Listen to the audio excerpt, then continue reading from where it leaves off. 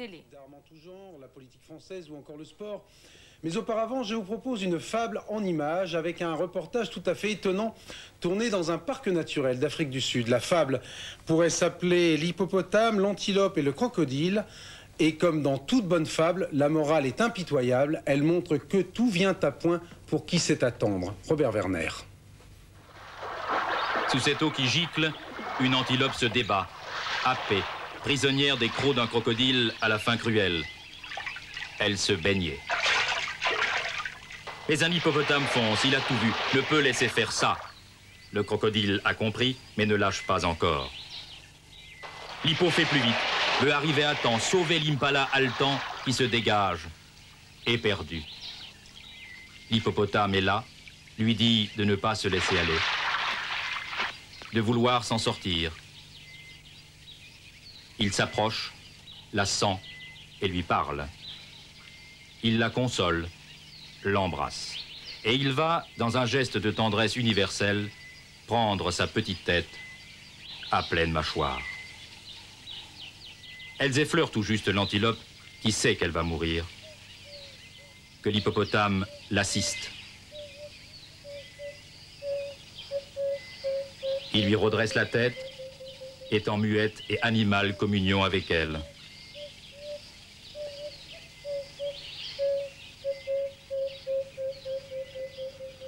Mais il s'en va, ne pouvant faire davantage. Et les vautours arrivent à leur tour, alléchés par le sang au soleil.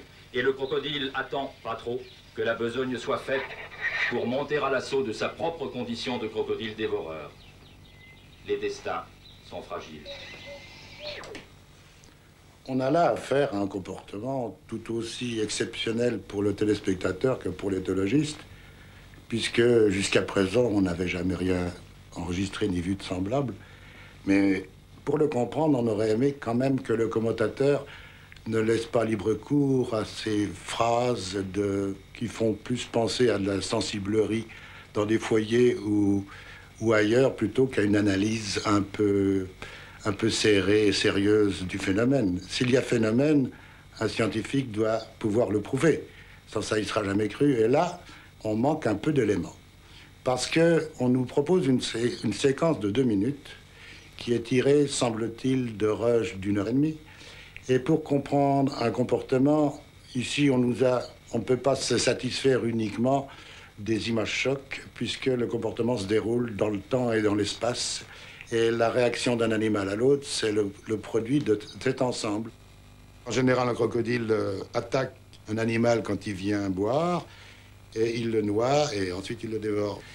Là, il y a une chose curieuse, c'est l'attaque de l'hippopotame, puisqu'on sait que l'hippopotame, en général, attaque lorsqu'il est sur terre et que quelqu'un l'empêche de regagner l'eau. Et l'eau, c'est un refuge pour l'hippopotame. Encore un point d'interrogation qu'on ne pourra pas expliquer. On nous présente ces animaux comme des animaux sauvages. On le veut bien, mais on sait fort bien que partout, dans les parcs actuellement, en Afrique, les soigneurs et les vétérinaires recueillent des animaux orphelins et ensuite les remettent dans la nature. Et au contact de l'homme, par des phénomènes d'imprégnation bien connus depuis Lorenz, on a une adaptation du comportement de l'animal en fonction de son entourage. Et on part de l'hypothèse peut-être fausse que l'animal a été donc élevé par les hommes, a été en rapport avec d'autres animaux variés.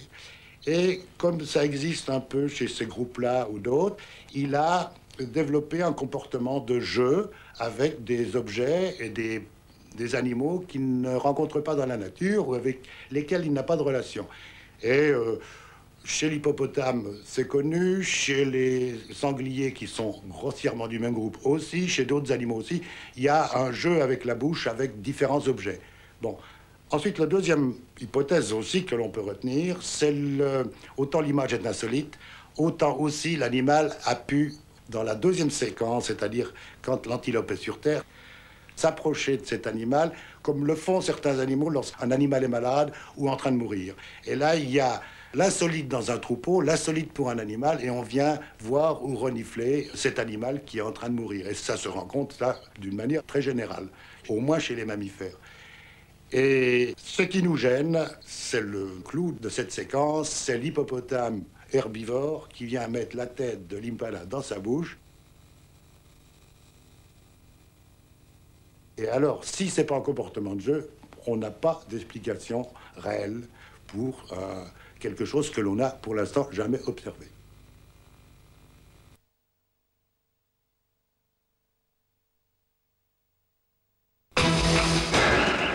Chef de bande.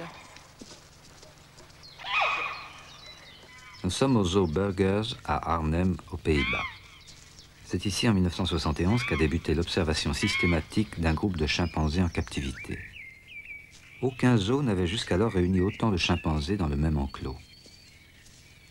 Comment allaient-ils vivre ensemble, sur cet espace d'1 hectare environ, entourés d'un fossé rempli d'eau qu'ils ne peuvent pas traverser, puisque les chimpanzés ne savent pas nager?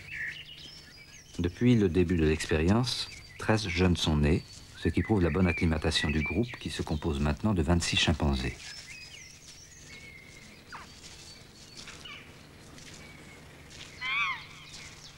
Parmi les visiteurs assidus, une équipe scientifique.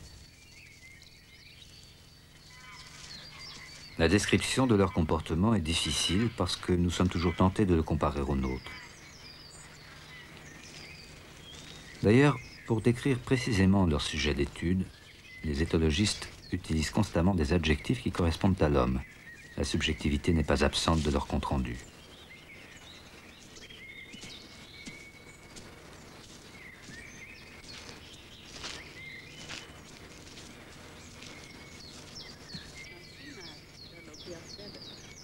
Les éthologistes ont pu remarquer que les chimpanzés sont très différents morphologiquement les uns des autres.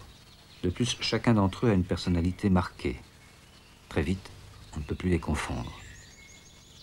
Pour faciliter l'observation, les chercheurs ont donné un nom à chaque chimpanzé. Voici Nicky, Jerome et Dandy, les 3 héros de ce film. France de Waal, éthologiste, a publié plusieurs ouvrages sur les résultats de cette expérience qui dure depuis plus de 20 ans. Ce sont les conclusions de ce travail continu qui ont largement inspiré les commentaires de ce film.